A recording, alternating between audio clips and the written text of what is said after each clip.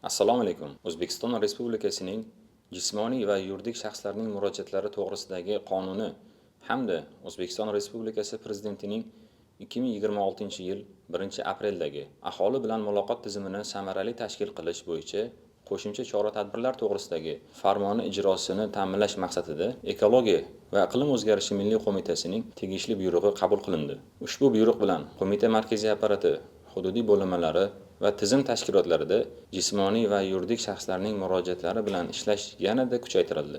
Ekologiya va iqlim o'zgarishi milliy qo'mitasida jismoniy va yuridik shaxslarning murojaatlari bilan ishlash holati yuzasidan quyidagilarni ma'lum qilamiz. 2026-yilning birinchi yarim yilligida qo'mita markaziy apparati, hududiy bo'linmalari va tizim tashkilotlariga jismoniy va yuridik shaxslardan jami 28168 ta murojaatlar kelib tushgan. Shundan xalq qabulxonalari orqali 8166 ta, ishonch raqami orqali 15246 ta, elektron shakldagi murojaatlar 3292 ta, yozma shakldagi murojaatlar 781 ta, shaxsiy va sayyor qabullar orqali 683 tani tashkil etdi. Kelib tushgan murojaatlar belgilangan tartibda zarur hollarda joyiga chiqqan holda hamda aholi ishtirokida o'rganilmoqda. Takroriy va jamoaviy murojaatlarni ko'rib chiqishda mahalla raisi hamda mahalla yettiligi a'zolari ishtirokida o'rganish ishlari tashkil etilib, natijalariga ko'ra tegishli qarorlar qabul qilinmoqda. Eng ko'p murojaatlar maishiy chiqindilarni to'plash va olib chiqib ketish to'g'risida bo'lib, jami murojaatlarning 48% ni tashkil etdi.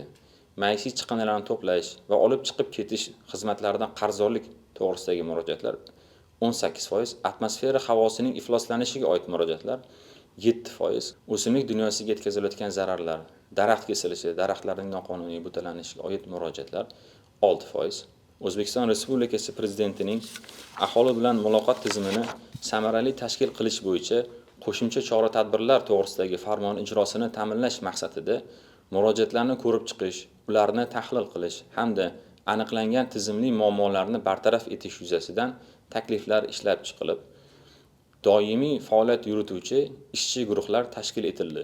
Qo'mita vakolatidagi taalluqli masalalar yuzasidan aholi murojaatlarida eng ko'p ko'tarilayotgan muammolar muntazam tahlil qilinib, ularni bartaraf etish bo'yicha takliflar ishlab chiqilmoqda. Mazkur tahliliy ma'lumotlar belgilangan tartibda O'zbekiston Respublikasi Prezidenti xalq qabulxonalariga taqdim etib borilmoqda. Prezident xalq qabulxonalari, virtual qabulxonasi, ijtimoiy tarmoqlar hamda boshqa elektron platformalar orqali kelib tushgan murojaatlar qonunchilikda belgilangan tartibda ko'rib chiqilib, ularning ijrosi ustidan doimiy monitoring olib borilmoqda. Prezident xalq qabulxonalari bilan o'zaro hamkorlik tizimi yo'lga qo'yilgan bo'lib, murojaatlar ijrosi, natijalari hamda aniqlangan tizimli muammolar yuzasidan muntazam axborot almashuvi amalga oshirilmoqda. Fuqarolar tomonidan ijtimoiy tarmoqlarda bildirilayotgan fikrlar, tanqidlar va xabarlar, umuman barcha munosabatlar ham monitoring qilinib, masalaning yechimini topish bo'yicha amalga oshirilgan ishlar tegishli tartibda keng jamoatchilikka taqdim etilmoqda. Xususan, 2026-yil 6 oy davomida qo'mita va hududiy boshqarmalarning rasmiy axborot resurslarida 734 dan ortiq rasmiy munosabatlarning berilishi ta'minlandi. Hisobot davrida Ekologiya va iqlim o'zgarishi milliy qo'mitasi tizim tashkilotlari tomonidan jami 19520 ta murojaatlar ko'rib chiqildi.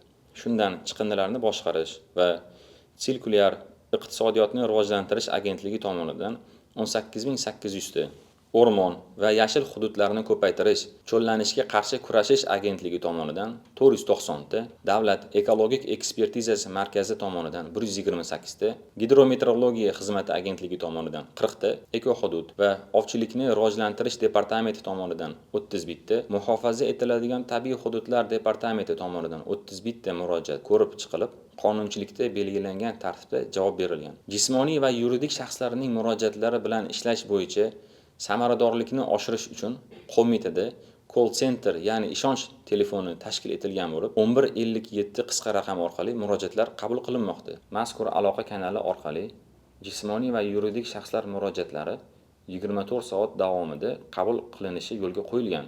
Kelgusida murojaatlar bilan ishlash samaradorligini yanada oshirish maqsadida hududlarda profilaktik o'rganishlarni kengaytirish aholining ekologik huquqiy madaniyatini yuksaltirish, ekologik nazoratning samaradorligini oshirish hamda murojaatlarda ko'rsatilayotgan tizimli muammolarni bartaraf etishga qaratilgan normativ-huquqiy hujjatlarni takomillashtirish bo'yicha ishlar davom ettiriladi. E'tiboringiz uchun rahmat.